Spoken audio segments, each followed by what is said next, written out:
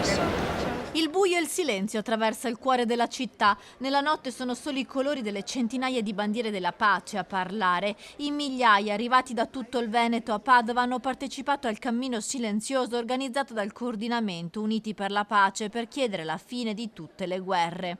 La pace è un desiderio universale.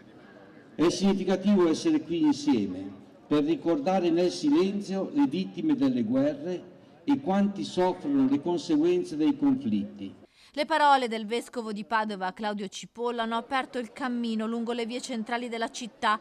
Un lungo striscione arcobaleno, simbolo di pace, ha attraversato via Roma e Corso Umberto. Pace scritto in tutte le lingue del mondo per ribadire quello che dovrebbe essere un diritto universale dei popoli. Quello che sta accadendo purtroppo è la prevaricazione dei più forti nei confronti dei più deboli. Ecco, i più deboli sono le persone che tutti i giorni ci rimettono la vita sotto le bombe. Pace! Pace! Pace! L'urlo della città, dopo aver abbracciato simbolicamente Prato della Valle, si accende di luce. Bambini, ragazzi, adulti, anziani, generazioni unite per chiedere al governo azioni concrete e tavoli di pace. Nessun simbolo politico è stato mostrato durante il cammino. In questo momento la situazione geopolitica è anche a volte un po' divisiva.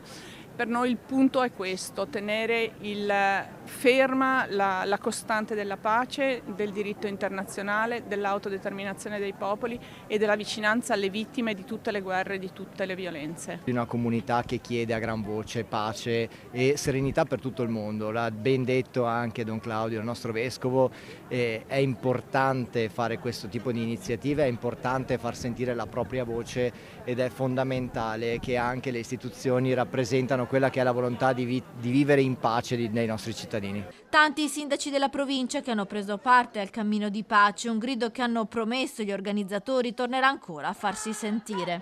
Pace! Pace!